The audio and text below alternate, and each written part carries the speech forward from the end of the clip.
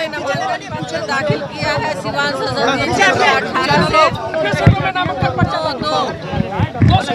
से सिवान की जनता के लिए सेवा भाव से आई हूँ। सिवान लोकसभा सीट से हिना साहब ने अपना नामांकन दाखिल कर दिया है और अब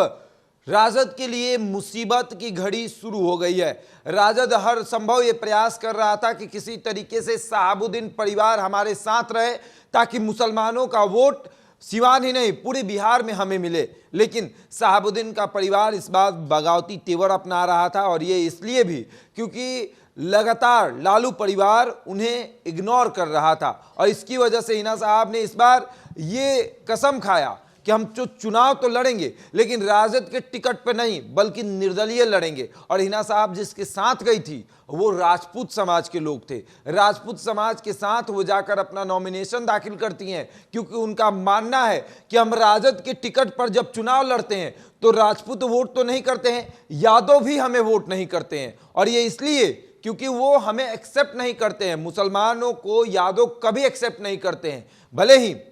मुसलमान जो है वो यादव को एक्सेप्ट कर लेते हैं लेकिन यादव जो है वो मुसलमानों को एक्सेप्ट नहीं करते और इसी की वजह से हिना साहब जो है बार बार सिवान से चुनाव हार जाती हैं और वहां से ओम प्रकाश यादव निर्दलीय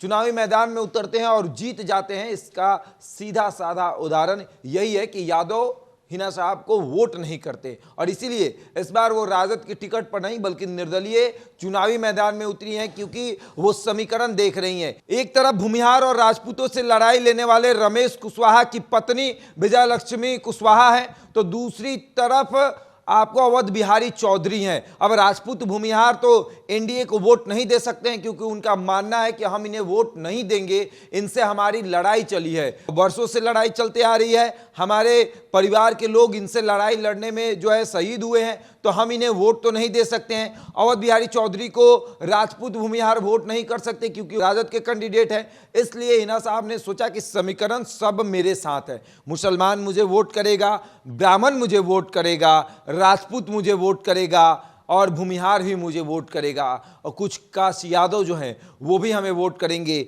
दलित भी हमें वोट करेगा। राजपूत भूमिहार तो इसलिए वोट करेगा क्योंकि राजपूत भूमिहार और ब्राह्मणों की लड़ाई शहाबुद्दीन ने एक समय लड़ी थी और इस लड़ाई को देखते हुए राजपूत भूमिहार ब्राह्मण आज भी हिना साहब के साथ खड़ा है, शहाबुद्दीन परिवार के साथ खड़ा है। और इसीलिए जब आज वो नॉमिनेशन करने गई तो उनके नॉमिनेशन में यादव से अधिक राजपूत ब्राह्मण भूमिहार और मुसलमानों की भीड़ थी और उन्होंने सीधे शब्दों में ये कह दिया है कि देखिए मैं चुनावी मैदान में उतर चुकी हूँ, मैंने नॉमिनेशन कर दिया है, सिवान से मैं चुनाव लड़ रही हूँ और इस बार